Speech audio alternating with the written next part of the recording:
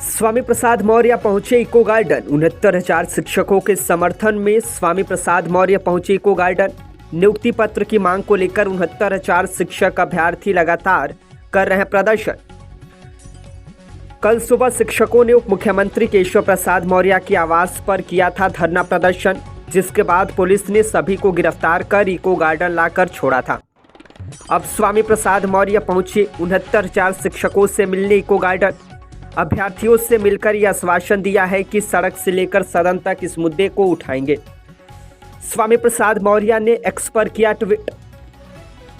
स्वामी प्रसाद मौर्य ने एक्स पर ट्वीट करते हुए कहा कि 69,000 शिक्षकों की भर्ती में आरक्षित वर्ग के चयनित 6800 अभ्यर्थियों द्वारा नियुक्ति पत्र की मांग को लेकर दे रहे धरना स्थल इको गार्डन लखनऊ पहुंचकर धरने में सम्मिलित व ज्ञापन लिया और कहा कि भाजपा सरकार जानबूझकर ओबीसी, एससी और एसटी के अभ्यर्थियों के साथ सौतेला व्यवहार कर रही है।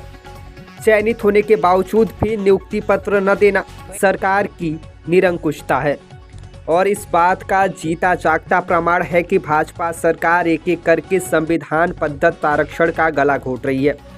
सरकार के इस भ्रष्टाचार और निरंकुशता को घोर निंदा करता हूं और मांग करता हूं कि चयनित व पीड़ित अभ्यर्थियों को तत्काल नियुक्ति पत्र दिया जाए।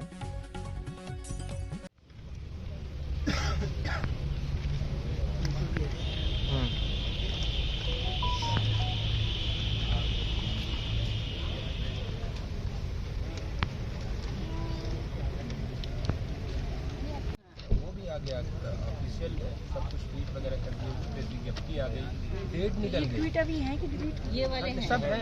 डिप्टी सीएम साहब पर डिलीट हुआ, उसकी डेट करवा लिया। काउंसलिंग की डेट भी बकायदा आ गई कि इस तारीख को ज्वाइन।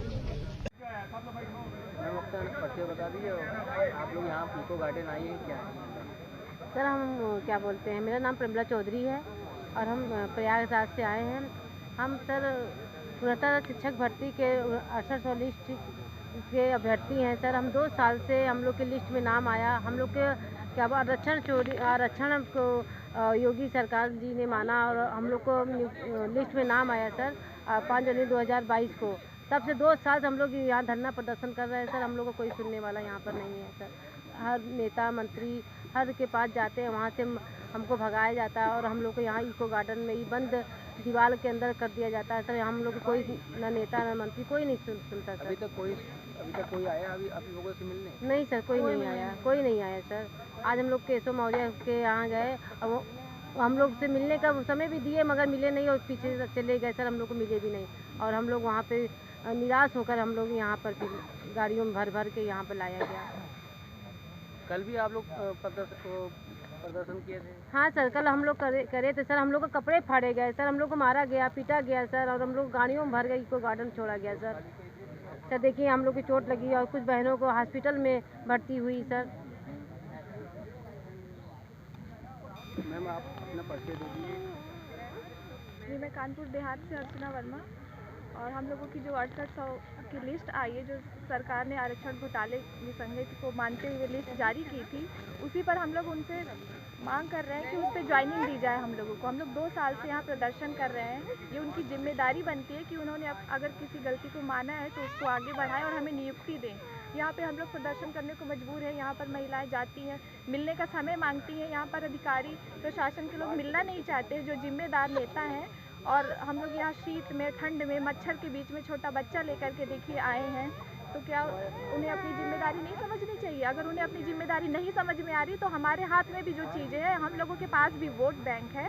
सिर्फ वोट के टाइम पे उन्हें हम याद आते हैं और आज जब हमें हमारी नियुक्ति चाहिए तो कोई भी यहाँ पर मिलने नहीं आ रहा और मिलने के लिए जो महिलाएं जाती हैं तो उनको मार पीट के भगाया जाता है, एम्बुलेंस में भर के उनको अपना उपचार कराना पड़ता है। क्या यही सरकार का न्याय है? यही राम राज्य है? सिर्फ राम मंदिर बनाने से राम राज्य नहीं आ जाता है, राजा को भी उस तरह का होना चाहिए। अगर अपनी जिम्मेदारी भूल चुके हैं, सब चुनावी मेले में ही व्यस्त है, तो व्यस्त हम लोग भी अपने घर परिवार छोड़ करके आए हैं, छोटा बच्चा लेकर के आए, बूढ़ी सासू माँ को छोड़ करके आए हैं। क्या हमें हमारी अधिकार नौकरी नहीं चाहिए? बिल्कुल चाहिए। हम लोग यही डटे रहेंगे, कहीं नहीं जाएंगे, चाहे 3 दिन हो चाहे 13 दिन हो, चाहे चुनाव हो जाए चाहे चुनाव ना हो। लेकिन हम लोग अगर चुनाव से पहले हमें नौकरी नहीं मिली तो हम लोग भी इनको दिखा देंगे चुनाव में कि नतीजा क्या होता है ओबीसी और एसटी समाज को प्रताड़ित करने का। सर अपना परिचय दे दिया, क्या है मामला? आप इको गार्डन आए हुए हैं, क्या है? सर मेरा नाम सुनील यादव है। मैं 69,000 शिक्षक भर्ती में 6,800 की लिस्ट में एक सिलेक्टेड अभ्यर्थी हूँ।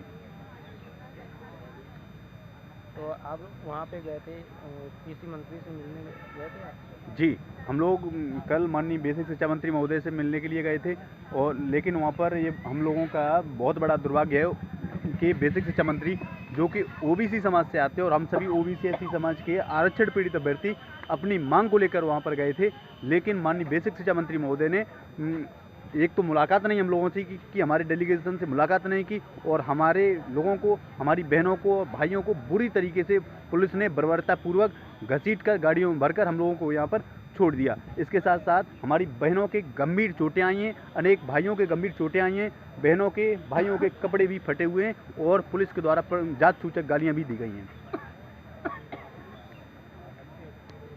कौन कौन